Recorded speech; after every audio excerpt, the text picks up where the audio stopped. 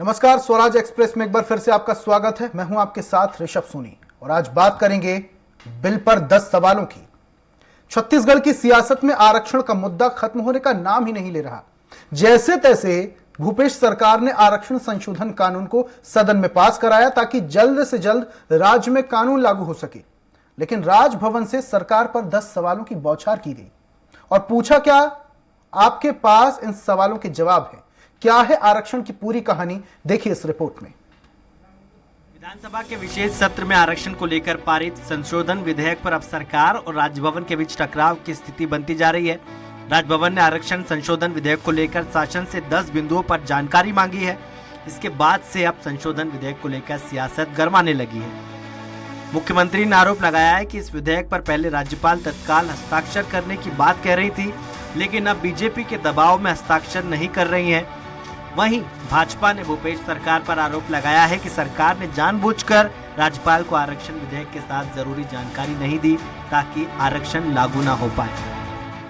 दरअसल 2 दिसंबर को विशेष सत्र में आरक्षण विधेयक पारित होने के बाद हस्ताक्षर के लिए राजभवन भेजा गया। विधेयक को राज्यपाल अनुसुईया उइके विधि विशेषज्ञों से राय ले रही हैं। हस्ताक्षर करने से पहले राज्य सरकार ने 10 बिंदुओं पर जानकारी मांगी है।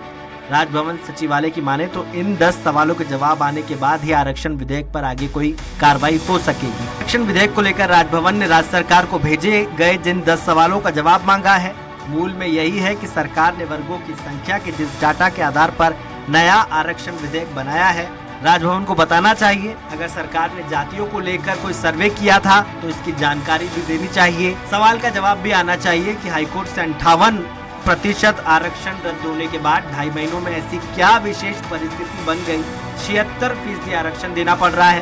राजभवन सचिवालय ने शासन को भेजे पत्र में कहा कि सवालों के जवाब जल्द से जल्द दिए जाएं। राज्यपाल द्वारा आरक्षण संशोधन विधेयक के संबंध में सरकार से 10 सवाल पूछे जाने को लेकर बीजेपी ने समर्थन किया है।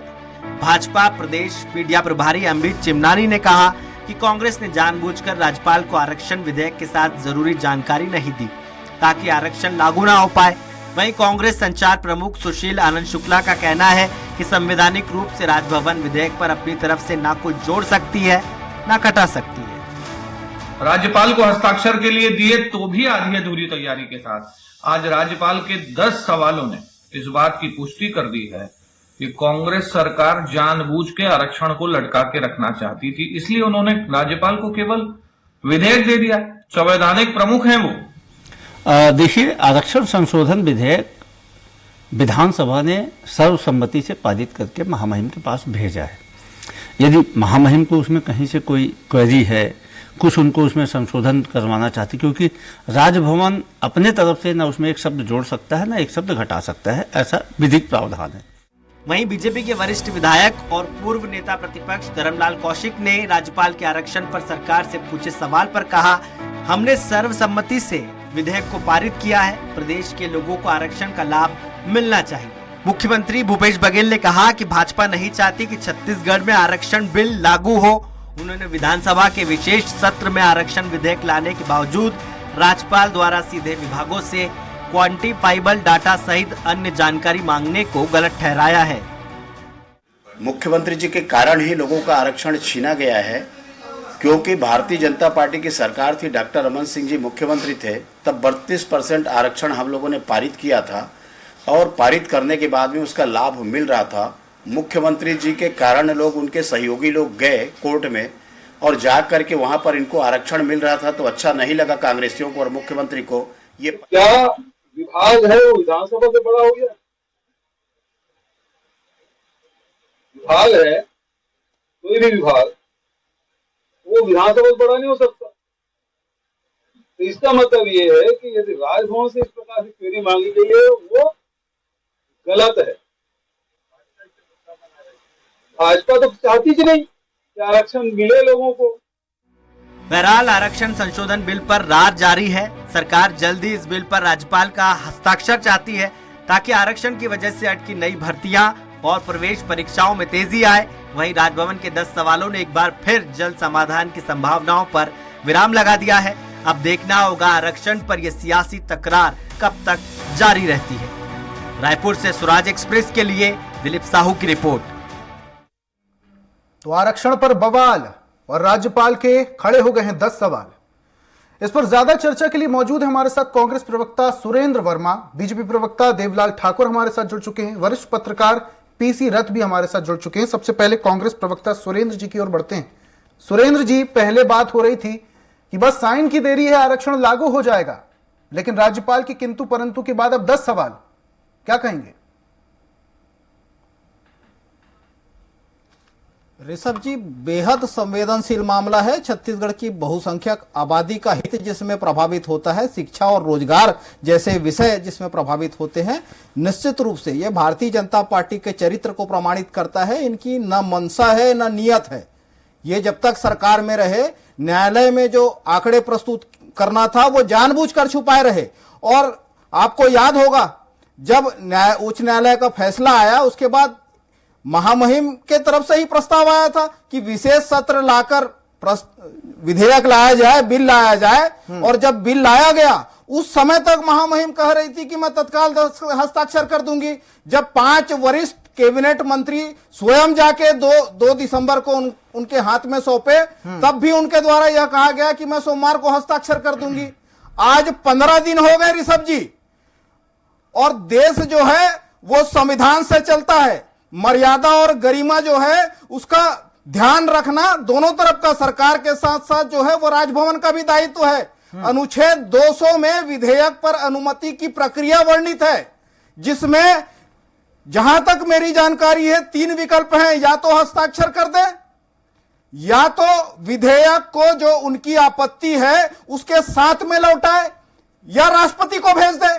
और ये जो 10 सवाल हैं बिना विधेयक को लौटाए, ये कहीं ना कहीं राजनीति से प्रेरित है। जो पूरे देश में भारतीय जनता पार्टी का चरित्र है, ये कभी संवैधानिक संस्थाओं के प्रवक्ता बन जाते हैं तो कभी राजभवन के प्रवक्ता। ये जो 10 बिंदु हैं, मैं बिंदुवार आपको बताना चाहूंगा ऋषभ जी। अनुसूचित जाति और जनजाति के मात्रात्मक विवरण पूछे गए हैं। जो 2011 का सेंसेक्स है, आखिरी बार जनगणना हुई है, उसमें अनुसूचित जाति और जनजाति के भी कॉलम होते हैं। जो 13% का डेटा है, 12.8% अनुसूचित जाति की यहां पर संख्या है सेंसस के आधार पर। जो रमन सरकार ने दुर्भावनापूर्वक 4% अनुसूचित जाति का आरक्षण काटा, 16 से घटाकर 12% किए, उस वर्ग के जिनका हित प्रभावित हुआ 41 लोग और संस्थाएं हाईकोर्ट में गए। मूलवादी उसमें घासीदास सेवा एवं साहित्य अकेदमी थी। उसके बाद इंदिरा साहनी मामले का जिक्र है, बंधनकारी है। तो जो रमन सरकार ने लागू किया था 58%, उस समय इसका वायलेशन नहीं हुआ था क्या? वो 50% से ज्यादा नहीं था क्या? और उसके बाद तो यदि आपकी नीति और नियत साफ है तो और भी तरीके हैं। तमिलनाडु में से 68% आरक्षण है, नॉर्थ ईस्ट में 80% आरक्षण है। 9वीं अनुसूची में शामिल करने 15 साल ये सरकार में रहे, कोई प्रयास किया हो तो बता दे। ओबीसी की गणना की बात करते हैं, जस्टिस छबिलाल पटेल की अध्यक्षता में क्वांटिफाइबल डाटा आयोग है, जिसके आंकड़े हैं जो स्थानीय निकाय के सामान्य सभा में पारित है दावा आपत्ति के बाद, जो आधार से लिंक है। ये बताए 15 साल ओबीसी की गणना के लिए क्या किए।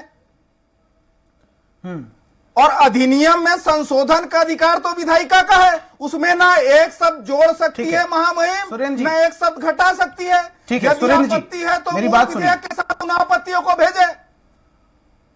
ठीक है सुरेंद्र जी, मेरी बात सुनिए। जो जनता होती है उसे ये सारी चीजें, कानूनी दांवपेच और राजनीतिक जो बातचीतें होती हैं वो ज्यादा समझ में नहीं आता है। जनता के मन में ये सवाल होता होगा कि आरक्षण लागू करना है तो करना है। अगर राज्यपाल ने 10 सवाल पूछे हैं तो 10 सवालों के आंसर दे दो, आरक्षण लागू करवा लो सीधा।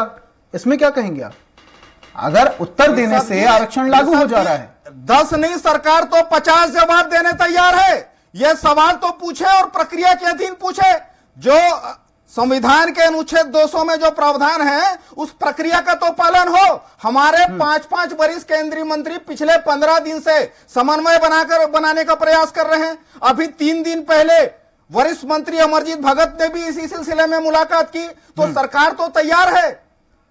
ये जो सवाल है वो उचित तरीके से उचित माध्यम में विधेयक को लौटाए। ठीक है सुरेंद्र जी, आता हूं आपके पास, वापस से बीजेपी प्रवक्ता हमारे साथ जुड़े हुए, उनसे बातचीत कर लेते हैं। ये तो ठीक है देवलाल जी, क्या कहेंगे? आरक्षण चाह रहे हैं आप भी लागू हो, कांग्रेस वाले भी चाह रहे हैं आरक्षण लागू हो, लेकिन आरक्षण लागू क्यों नहीं हो पा रहा है? फिर क्या समस्या आ रही है? देखिए, कांग्रेस की पार्टी दोहरा चरित्रों वाली पार्टी है। ये जो आरक्षण के मामले में एक तो पहले ही बहानेबाजी करके भारतीय जनता पार्टी के ऊपर दोषारोपण कर रही है। इन 4 सालों में इनकी सरकार थी कि भारतीय जनता पार्टी ने 32% आरक्षण आदिवासियों को मुहैया कराया था, उसको नहीं बचा पाने के बाद भी वो भारतीय जनता पार्टी पर दोषारोपण करते रहे। इनका मूल चरित्र यही है। दूसरी बात मैं कहना चाहूंगा कि सबसे बड़ी और अहम चीज कहना चाहूंगा, मैं पहले भी आपके चैनल में इस बात को कह चुका हूँ कि एक छत्तीसगढ़ का जो मुख्यमंत्री है जो सफेदा लगा कर आए, वो आदिवासियों के आरक्षण में भी सफेदा लगा दिए। वो बहुत अच्छी तरीके से जानते हैं कि इस आरक्षण की लड़ाई को जाति और वर्ग विवादों में फेंक दिया। उन्होंने छल पूर्वक आने वाले समय में इसका खामियाजा हम देखेंगे कि छत्तीसगढ़ जैसा शांत प्रदेश वर्ग से वर्ग और जाति से जाति में लड़ाई संघर्ष छिड़ जाए। ये मुख्यमंत्री ने जो काम किया है निश्चित ही छत्तीसगढ़ के लिए ठीक नहीं है। जहां तक आरक्षण की बात करता हूं तो भारतीय जनता पार्टी ने तो सहृदय सर अंतर्मन से विधानसभा में इनका समर्थन किया और हस्ताक्षर किया कर दिया कि आपको हम पूर्ण समर्थन देते हैं, आप जिस वर्ग को जितना आरक्षण देना चाहते हैं दीजिए। भारतीय जनता पार्टी तो ये चाहती थी जो स्वर्णों को 4% उसको भी 10% कर दो, वो भी अगर गरीब परिवार से है तो उनको भी 10% देने में कोई आपत्ति नहीं है। हम लोग तो चाहते ही है कि आरक्षण मिले, इस पर सवाल कहाँ अटकता है।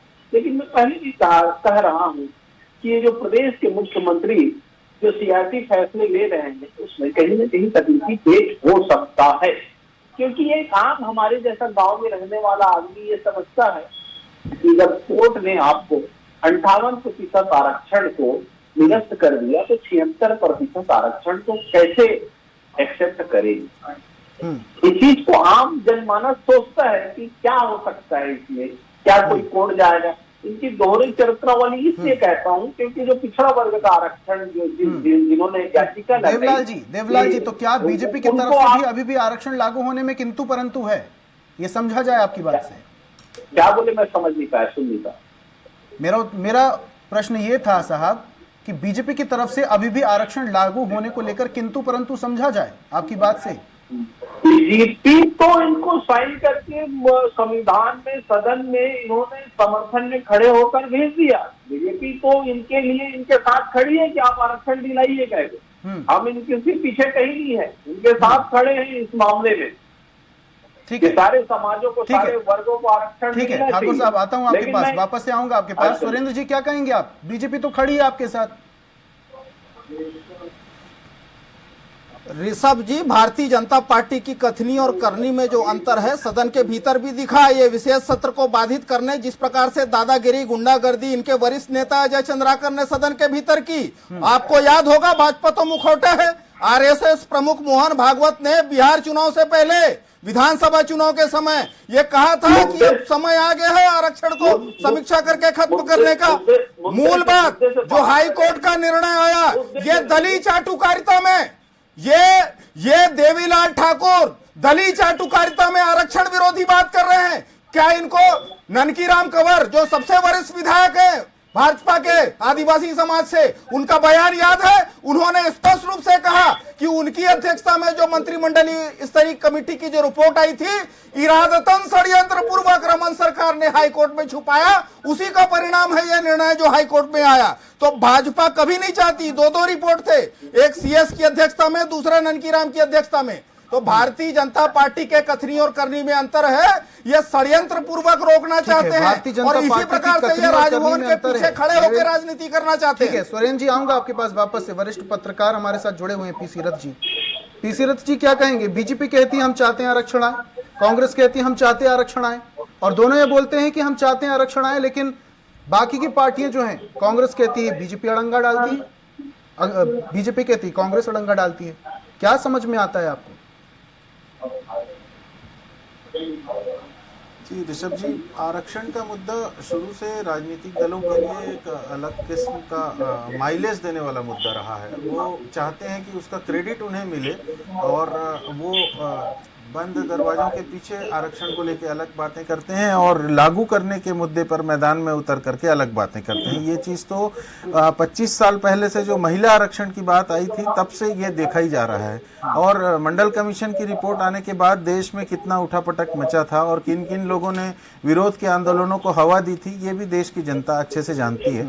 तो अभी छत्तीसगढ़ का जो मौजूदा सवाल है, जहां पर सितंबर में जो हाईकोर्ट ने आरक्षण पर रोक लगाई और नए सिरे से उसको लेकर के आगे फैसले आने की बात है, और सरकार ने जो तत्परता से विधेयक ला करके उस पे फिर से एक नए मुद्दे को जन्म दे दिया, तो वो कुल मिलाकर के जब सर्वसहमति से हुआ है तो दोनों राजनीतिक दलों को ईमानदारी से उस चीज को स्वीकार करना चाहिए कि उन्होंने सर्वसहमति से उस विधेयक को स्वीकृति दी है, तो वो जल्दी से जल्दी लागू हो सके। लेकिन यहाँ पर फिर वही मुद्दा आ जाता है कि चूंकि ये कांग्रेस की सरकार ने विधेयक प्रस्तुत किया है, तो भाजपा सीधे सीधे शब्दों में कहा जाए तो उसको किसी न किसी तरीके से विलंबित करना चाहती है। एक विरोधी दल के नाते उसका जो अपना कर्तव्य है या उसका जो अपना सोचना है, लेकिन बात वही है कि अगर वो सर्वसहमति से उन्होंने पास किया है तो उसको लेके विवाद को कम करने की कोशिश होनी चाहिए, क्योंकि जब विधानसभा में ये विधेयक रखा गया तो भी क्वांटिफाइबल जो डाटा है उसके बारे में बताया गया था, तो वो उस मुद्दे पे बात वहां भी हो सकती थी, यानी जो बिंदु बाद में उठे हैं उन बिंदुओं पे वहां भी हो सकती थी। एक बात स्पष्ट है कि कांग्रेस चाहती है कि इस विधेयक को चूंकि सत्तारूढ़ पार्टी के रूप में कांग्रेस प्रस्तुत कर रही है, तो कांग्रेस स्पष्ट रूप से चाहती है कि जो शेड्यूल कास्ट है, शेड्यूल कास्ट एससी कैटेगरी है, उसका जो 13% का हो, कांग्रेस चाहती है कि ओबीसी का 27% हो। तो ये इन चीजों पर, और जो ईडब्ल्यूएस कैटेगरी में कांग्रेस चाहती है कि जनसंख्या के अनुपात में वो 4% का आरक्षण हो। लेकिन इन मुद्दों पर मुझे लगता है भाजपा अंतर्मन से उन चीजों को मतलब स्वीकार नहीं कर पा रही है। मुझे लगता है उसमें कहीं ना कहीं कुछ अंतर विरोध है, कहीं ना कहीं कुछ विरोध की आशंकाएं हैं, कहीं ना कहीं कुछ वोट बैंक की राजनीति है, तो उसको स्पष्ट करना चाहिए। अगर दोनों दल इन सभी मुद्दों पर सहमत हैं तो उनको जारी करना चाहिए। पीसी जी, आपसे ये भी समझना चाहेंगे कि राज्यपाल ने बोला था कि अगर विधेयक आप ले आइए, हस्ताक्षर कर लेंगे, पारित हो जाएगा। उसके बाद फिर किंतु परंतु, ऐसा कौन सा दबाव है राज्यपाल पर, या वाकई राजनीतिक षड्यंत्र या राजनीतिक समीकरण बन रहे हैं जिस वजह से राज्यपाल की तरफ से अब 10 सवाल खड़े हो गए? जी, राज्यपाल महोदय ने अपनी मंशा स्पष्ट रूप से घोषित तौर पे मंच से जारी कर दी थी। उनका कहना था, आदिवासी सम्मेलन में ही उन्होंने घोषणा की थी कि अगर विधेयक जिस तरह से पूर्व में प्रस्तुत किया गया था उसी स्वरूप में आता तो केवल एससी कैटेगरी के उसको प्रतिशत को अगर वो किया जाता, बढ़ाया जाता, तो मुझे कोई आपत्ति नहीं थी, मैं तुरंत उसमें हस्ताक्षर कर देती। लेकिन चूंकि और दूसरे मुद्दे इसमें जोड़ दिए गए हैं, दूसरे वर्गों के आरक्षण को जोड़ दिया गया है, इसलिए मैं विधि विशेषज्ञों की राय के बाद ही इस पर निर्णय ले पाऊंगी करके, और उसी के तहत संभवतः उन्होंने ये 10 प्रश्न जो है वो सत्ता के समक्ष खड़े किए हैं। और इन प्रश्नों का जवाब अगर विधि संगत तरीके से कांग्रेस दे दे, तो मतलब सरकार दे दे, सरकार से उन्होंने प्रश्न किया है तो सरकार दे दे तो कोई आपत्ति नहीं होनी चाहिए। लेकिन फिर भी बात वही रह जाएगी कि अगर ये प्रश्न के साथ विधेयक लौटाया जाता और सरकार उसको उस स्वरूप में वापस करती तो शायद तत्परता और जल्दी होती। अभी ये सवाल जवाब का सिलसिला कहाँ थमेगा ये समझ में नहीं आ रहा है, इसके कारण विधेयक और विलंबित हो सकता है, ये आशंका लग रही है। ठीक है, सुरेंद्र जी की ओर बढ़ता हूं मैं। सुरेंद्र जी क्या कहेंगे? 10 सवालों के जवाब दे दीजिए, आरक्षण लागू हो जाएगा, जनता की भलाई हो जाएगी। निश्चित रूप से ऋषभ जी संवैधानिक मुखिया है महामहिम, सवाल से कोई आपत्ति नहीं है।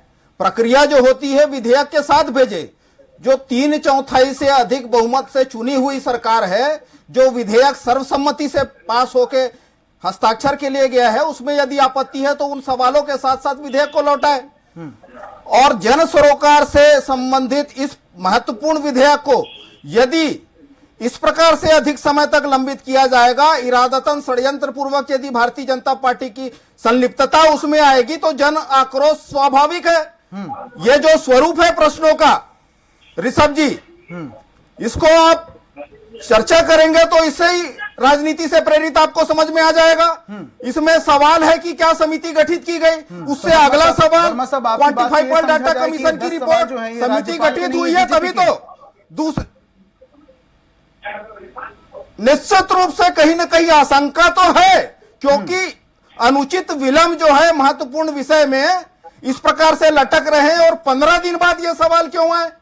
जिस विषय में तत्परता दिखानी थी, जिसके लिए सुझाव भी वहीं से आया था विशेष सत्र का, और इतने समय तक तत्काल सोमवार फिर ये यूटर्न बार बार क्यों? तो जितना विलंब होगा तो शंका कुशंका तो है और जन आक्रोश भी बढ़ेगा। और जिस प्रकार से एक देखिए, ये विशेषाधिकार है सदन का, विधानसभा का, ऋषभ जी, कि यदि आरक्षण के संदर्भ में कोई बिल आ रहा है तो उसमें ईडब्ल्यूएस को अलग रखे या एससी एसटी ओबीसी के साथ में रखे, ये तो विधायिका का विशेष अधिकार है। इसमें निर्देशित करना ये कहां का न्याय है? न ये अनुच्छेद 200 के अधीन जो विधेयक की अनुमति की जो प्रक्रिया है उसमें इस प्रकार से आपत्ति का अधिकार है क्या? तो ये विशुद्ध रूप से राजनीति से प्रेरित लगता है और ये लटकाने की जो प्रवृत्ति भारतीय जनता पार्टी की रही है। ठीक है, क्या कहेंगे देवलाल जी? क्यों अटका रहे हैं विधेयक को, क्यों अटका रहे हैं आरक्षण को? जनता की भलाई से कोई सरोकार नहीं रहा क्या बीजेपी को अब? अरे भारतीय जनता पार्टी तो सरकार में है ही नहीं ना। भारतीय जनता पार्टी अगर सरकार में रहती तो आदिवासियों को आरक्षण, एक भी भाजपा का नेता राजभवन से यह निवेदन करते नहीं दिखेगा ऋषभ जी कि हस्ताक्षर जल्दी कर दे, ये तो सहमति जताए ना, वो उनकी राजनीतिक मजबूरी थी। 7 तारीख को भाजपा का प्रतिनिधिमंडल गया था, षड्यंत्र रचे जा रहे हैं, आरक्षण विरोधी पाप जो है वो भाजपा का है। जब तक सरकार में थे शपथ पत्र तक में आंकड़ों का जिक्र नहीं था ऋषभ जी। ठीक है, मैं आऊंगा। जो 2 कमेटी थी उसकी फाइंडिंग का जिक्र शपथ पत्र तक में नहीं था। अरे इसको चुप कराइए तभी तो बताऊं। ठीक है सुरेंद्र जी, आऊंगा आपके पास। क्या होता है, ये वही पार्टी के लोग तथ्यों पर बात करिए ना। से सफेदा लगाकर इनके मुख्यमंत्री बने, वो आदिवासियों के आरक्षण में सफेदा लगा दिए।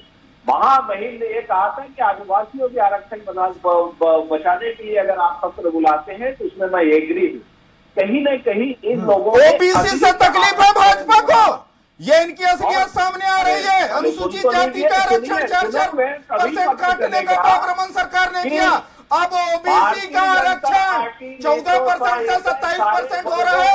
इनके जुबान पे हकीकत आ गई, ये सच्चाई को कबूल कर रहे हैं। ओबीसी का जो 27% हो रहा है 14 से, असली समस्या भाजपा को इसी बात से है। ये सच्चाई इनके जुबान पर आ रही है। आर्थिक रूप से पिछड़े वर्ग को आरक्षण मिल रहा है तो भाजपा को तकलीफ है। ओबीसी का आरक्षण 14 से 27% हो रहा है तो भाजपा को तकलीफ है। इसीलिए भाजपा षड्यंत्र रच रहे हैं। यही सच्चाई है, इनके जुबान पर आ गया। किसी वर्ग के नहीं है, किसी वर्ग के नहीं है महामहिम कि खाली आदिवासियों की बात तो कांग्रेस सुनना नहीं चाहती। भाजपाइयों का जो चरित्र है वो बेनकाब हो रहा है। इनको ऋषभ जी, इनको ओबीसी का आरक्षण बढ़ने से तकलीफ है, इनको अनुसूचित जाति का आरक्षण बढ़ने से तकलीफ है, इनको ऐसे नहीं। दोनों मेहमानों से निवेदन है, ऐसे नहीं, एक एक करके अगर बात करेंगे तो शायद मैसेज पूरा जनता तक पहुंचेगा। ऐसे नहीं, बोलने नहीं मिलेगा तो ये तथ्यों पर बात नहीं करेंगे। ऋषभ जी आप पूछिए। सुरेंद्र जी आऊंगा ना आपके पास, वापस से आऊंगा। उनकी बात कंप्लीट होने दीजिए, आपको मौका दिया जाएगा। कांग्रेस के लोग हमेशा आदिवासियों की वोट बैंक की तरह इस्तेमाल करना ठाकुर साहब, लेकिन इससे पहले आप कुछ और भी कह रहे थे कि बीजेपी की सरकार अगर होती तो बीजेपी बात आपकी की अधूरी सरकार रहती। होती तो किसी भी वर्ग का आरक्षण नहीं जाता। भारतीय जनता पार्टी अपने कर्तव्य के लिए बिल्कुल 4% जारी रखती है। आरक्षण लागू होने में सपोर्ट कीजिए राज्य सरकार का। फिर अरे हम तो विधानसभा में सपोर्ट कर दिए, साइन करके भेज दिए, सदन से भिजवा दिए। अब मैं ये चीज कहना चाहता हूँ, उसको सुन तो लीजिए। ये लोग जो इतनी विधि विधान में सियासत से जस्ट अलग चीज कहना चाह रहा हूँ। जब संविधान में सदन में कोई चीज पारित होती है तो चपरासी बनकर इनके खुद ही कैबिनेट मंत्री पहुंच गए, जबकि वहां पर होना ये चाहिए कि विधानसभा का जो अध्यक्ष होता है वही बिल को पेश करवाता है। आपने ऐसा किया नहीं किया। आपने समझा कि आदिवासी है, भोली भाली महिलाएं नहीं समझ पाएगी, तुरंत साइन करके वापस ले आएंगे। ऐसा नहीं, आदिवासी पढ़ लिख चुके हैं, होली है, ठीक है, समय की बाध्यता है ठाकुर साहब। ठीक है, वरिष्ठ पत्रकार जुड़े हुए हैं हमारे साथ। पीसी जी क्या कहेंगे आप? ये जो द्वंद्व चल रहा है आरक्षण को लेकर, क्या ये थमेगा? कभी ना कभी आरक्षण लागू हो पाएगा। 5 कैबिनेट मंत्री 3/4 से अधिक। ठीक है सुरेंद्र साहब, काफी वक्त मिला, समय की बाध्यता है सर, ये इनके समझिए। मानसिकता है। ये भाजपाइयों का अहंकार है, शोषण की मानसिकता है। पीसी सर, ये ये पीसी जी चपरासी बताइए। कह रहे हैं 5 कैबिनेट मंत्री को एक गलत पूर्ण बात माफी मांगे। ऋषभ देखिए, भाई, दोनों मैं माफी मानव से मांगे निवेदन देवलाल कर रहा ठाकुर। हूं, दोनों को ये बोलने का देवलाल काफी समय ठाकुर दिया माफी मैंने। मांगे, चपरासी नहीं है। ठीक है, हमारे साथ एक और चपरासी मेहमान भी नहीं है, जुड़े हुए हैं, व्यक्तिगत हमारे वरिष्ठ दायित्व है पत्रकार ऋषभ जुड़े जी। हुए हैं, जरा उनकी ये बात भी सुन कैबिनेट लेने मंत्री दीजिए। को चपरासी सुरेंद्र जी, कहेंगे। ये रमन सिंह के गुलाम हो सकते हैं, ये भाजपा रमन अरे सिंह के चपरासी प्रतापगढ़ बन के रमन गए थे सिंह भाई। रतलामी मुड़क के अरे गुलाम हो चपरासी सकते आप तो ले हैं। जाने हमारे दीजिए। कैबिनेट मंत्री चपरासी नहीं है, ये सुरेंद्र गुलाम जी, है। सुरेंद्र जी, विधायकवाद इनका बोलने का चरित्र मौका भी है। दीजिए। ये सुरेंद्र जी, पूंजीपतियों के गुलाम है, ये अडानी पीसी और जी हमारे अंबानी साथ के जुड़े नौकर हुए हैं। हैं। ये अडानी समय की और बाध्यता है, अंबानी समझिए के इस बात नौकर को। हैं। चर्चा खत्म होने ये जा रही अडानी और है। अंबानी के नौकर है, माफी मांगे। ये छत्तीसगढ़ी अस्मिता के खिलाफ है इनका चरित्र। पीसी जी बोलिए, मूल ये जो द्वंद्व चल रहा है लगता है इन दिनों, राजनीतिक लाभ लेने का ही है। मुझे लगता है कि दोनों पार्टियां जो है वो इस द्वंद्व में हैं कि राजनीतिक लाभ किसे मिलेगा, क्योंकि अगला साल जो है वो चुनावी वर्ष है और न केवल विधानसभा चुनाव, उसके बाद लोकसभा चुनाव भी होने हैं। तो इसलिए इस पूरे मुद्दे का राजनीतिकीकरण कर दिया गया है और दोनों पार्टियां बजाय इस बात पे विचार करने की अब आरक्षण का सरकारी नौकरियां बची ही कितनी हैं और कितना लाभ मिल पाएगा जनता को, वो उसके बजाय पूरी तरह से राजनीतिक लाभ लेने के लिए इस मुद्दे से खेल रहे हैं। और इस मुद्दे पर विधि संगत जल्दी से जल्दी कार्रवाई होनी चाहिए, उसके लिए कोशिश की जानी चाहिए। और मुझे लगता है कि राज्यपाल महोदया को इस पे जो उन्होंने प्रश्न किया है वो कुछ विलंब से सही, लेकिन उनके प्रश्न अगर आए हैं तो उसका जवाब जल्दी से जल्दी दे करके इस मुद्दे को स्मूथ किया जाना चाहिए, ताकि जल्दी से जल्दी इसे अनुसूची में शामिल करके कानून का दर्जा दिया जा सके। ठीक है, तो 10 सवालों के जवाब के बाद हो सकता है आरक्षण लागू हो, लेकिन आरक्षण लागू होने में कितना वक्त लगेगा ये देखने वाली बात होगी। तीनों मेहमानों का हमारे साथ जुड़ने के लिए बहुत बहुत शुक्रिया। कांग्रेस से सुरेंद्र जुड़े हुए थे, बीजेपी से हमारे साथ देवलाल जी जुड़े हुए थे और वरिष्ठ पत्रकार पीसी रथ जी हमारे साथ जुड़े हुए थे। और आज हम चर्चा कर रहे थे आरक्षण पर। छत्तीसगढ़ में आरक्षण को लेकर इन दोनों द्वंद्व चल रहा है और द्वंद्व ज्यादा तब शुरू हो गया जब राज्यपाल ने 10 सवाल खड़े कर दिए। अब देखने वाली बात यह है कि इन सवालों के जवाब के बाद कब तक आखिर आरक्षण लागू होगा और कब तक छत्तीसगढ़ की जनता को लाभ मिलेगा, यह भी देखने वाली बात होगी। तमाम अपडेट्स के लिए आप देखते रहिए स्वराज एक्सप्रेस। नमस्कार।